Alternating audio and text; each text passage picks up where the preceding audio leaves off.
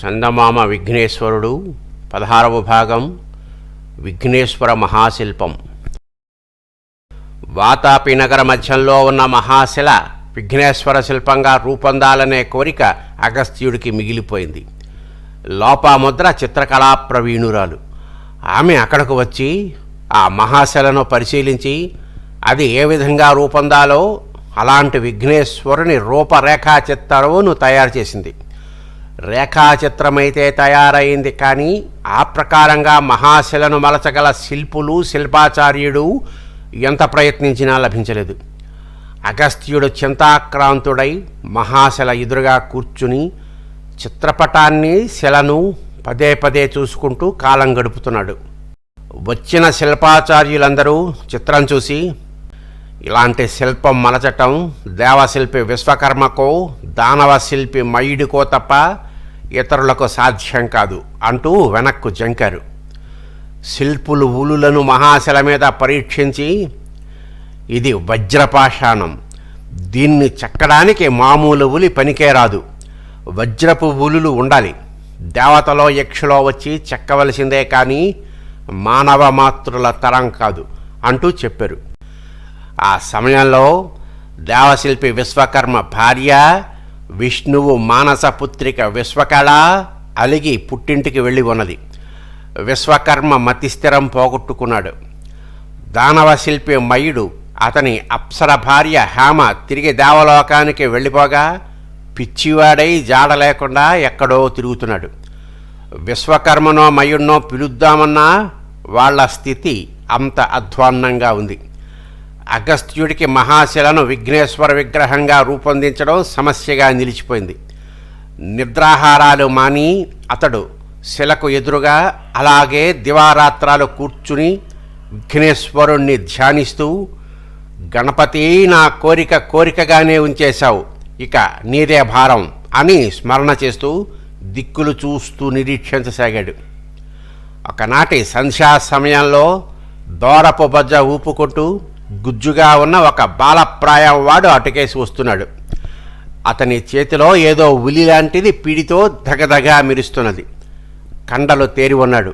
శిల్పిలాగా కనిపించాడు.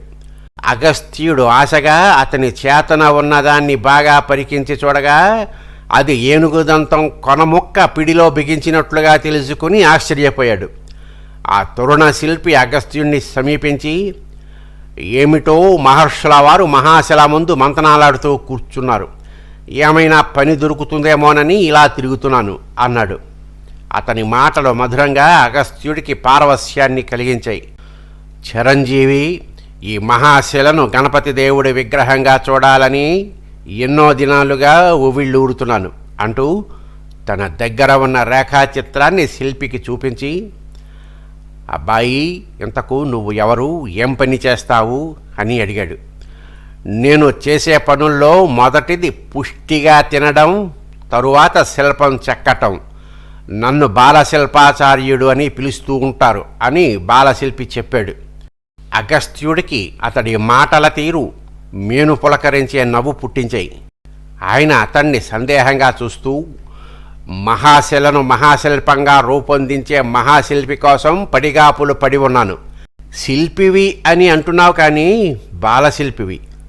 ఈ శిల బ్రహ్మాండమైనది, మహోన్నతమైనదిను, నువ్వేమో పొట్టివాడివి.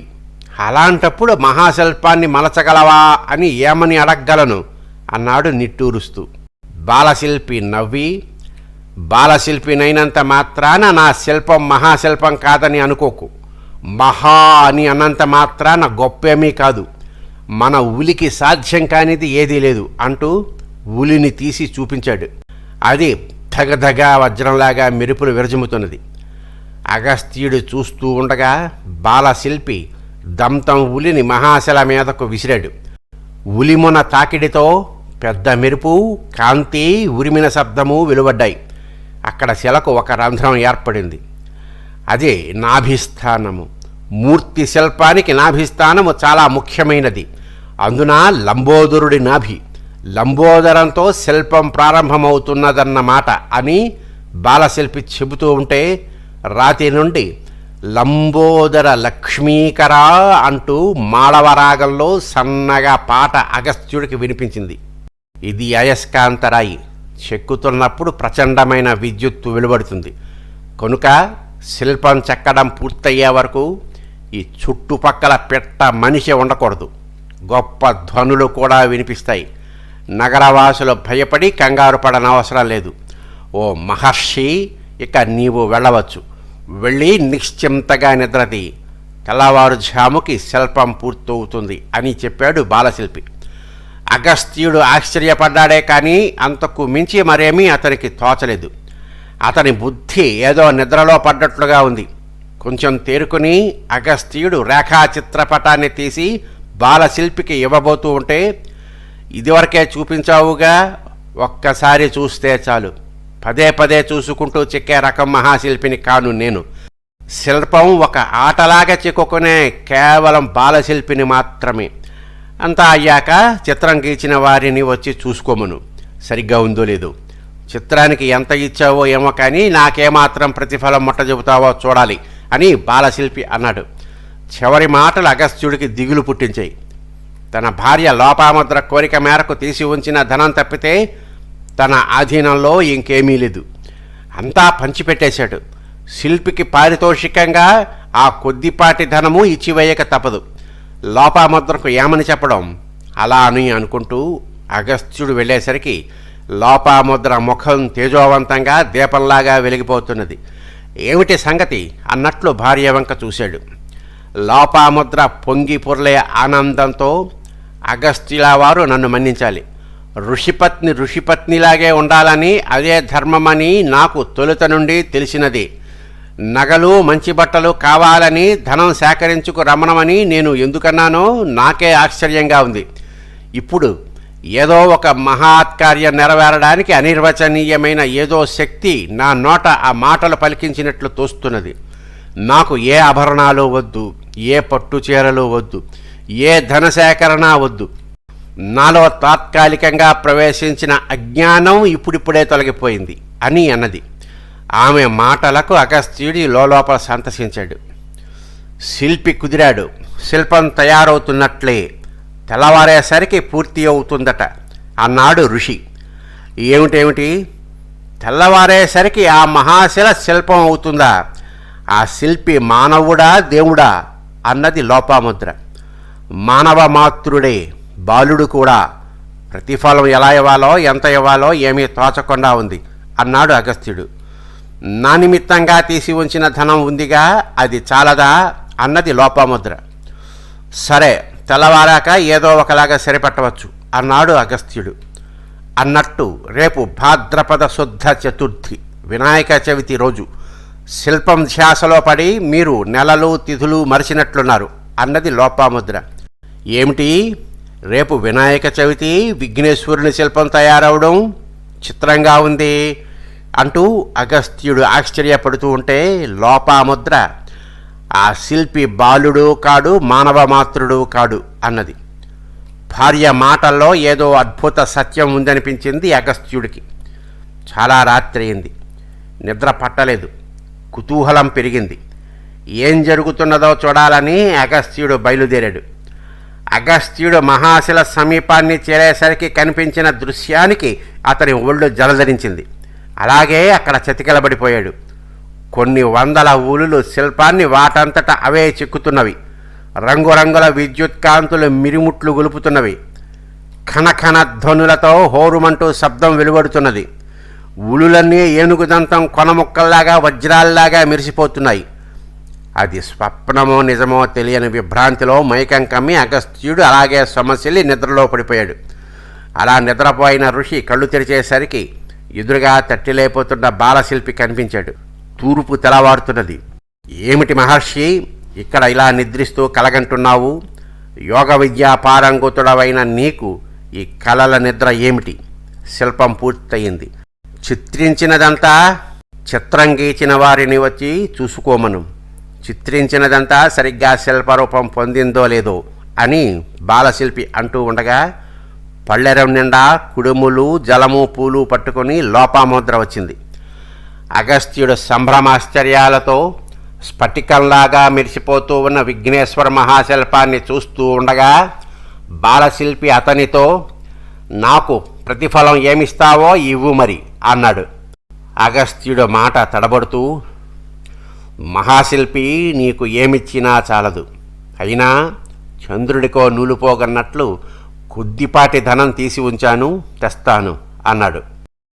బాలశిల్పి, సరే, ఇంతకు రేఖాచిత్ర రచన చేసినందుకు ఏమిచ్చావో అది చెప్పు ముందు. శిల్పం చెక్కడం శ్రమ మాత్రమే కానీ గొప్పతనమంతా శిల్పాకృతికి మూలమైన రేఖాచిత్రానిదే. చిత్రణ ఊహాసంపన్నమైన మేధస్సుతో కూడిన కళ అన్నాడు. అయా బాలశిల్పాచార్య, చిత్రించిన వారికి వేరే ఏమీ ఇవ్వనవసరం లేదు. ఆ చిత్రం తయారు చేసింది నా భార్యే అంటూ లోపాముద్రను చూపిస్తున్నట్లుగా ఆమె వంక చూశాడు. లోపాముద్ర ఏదో తన్మయావస్థలో మునిగి ఉన్నది. ఏమి మాట మహర్షి, నేనే అయితే ఒక మహానగరాన్ని నిర్మించడానికి సరిపడే ధనాన్ని చిత్రణకు ఇచ్చి ఉందును. అంత గొప్ప రేఖాచిత్రం అది. ఆ ధనం ఆ అమ్మకే చెందుతుంది అన్నాడు బాలశిల్పి. అగస్త్యుడు, అసలు ఆ ధనాన్ని ఆమె కోసమే తీసి ఉంచాను అని నోరుజారి అన్నాడు.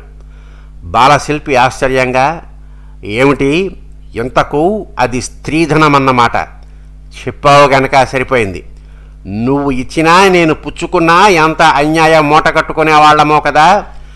అందులోది చిల్లి గవ్వ కూడా నాకు అక్కరలేదు అంటూ లోపాముద్ర వంక చూసి, అమ్మా, నీ చేత్తో ఒక్క బెళ్ళ కుడుము నాకు పెట్టు, నాకు అదే చాలు, చెక్కిన దానికి బొక్కిందే కూలి అని బ్రహ్మ శిల్పుల నుదుట ఎప్పుడో రాసి పెట్టేశాడు అని అన్నాడు.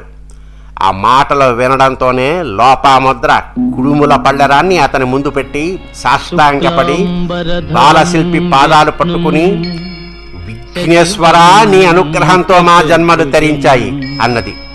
బాలశిల్పి అదృశ్యమయ్యాడు. అగస్త్యుణ్ణి ఆవరించిన మాయ విడిపోయింది. విఘ్నేశ్వర మహాశిల్పం ముందు ప్రణమిల్లి, విఘ్నేశ్వరా, నేను ఎంతో గొప్ప యోగ బలం కలవాడినని, తపస్సాలినని గర్వపడుతూ ఉండేవాడిని. కానీ నీ ముందు వట్టి అజ్ఞానినైపోయాను. ఎంతటి వాడైనా నీ మాయకు అతీతుడు కాడు అంటూ నమస్కారాలు చేస్తూ లెంపలు వేసుకుంటూ ఉంటే శిల్పంలోని దేవతా విగ్రహాలన్నీ పాడుతూ ఉన్నట్లుగా, వాతాపి గణపతిం భజే హం, వాతాపి గణపతిం భజే హం, వాతాపి గణపతిం భజే హం, వాతాపి గణపతిం భజే హం, వాతాపి గణపతిం భజే హం, వాతాపి గణపతిం భజే హం, వారణాస్యం వరప్రదం శ్రీ, వారణాస్యం వరప్రదం శ్రీ, వాతాపి గణపతిం భజే. అనే కీర్తన హంసధ్వని రాగంలో మారు మ్రోగుతూ వినిపించింది. స్వస్తి.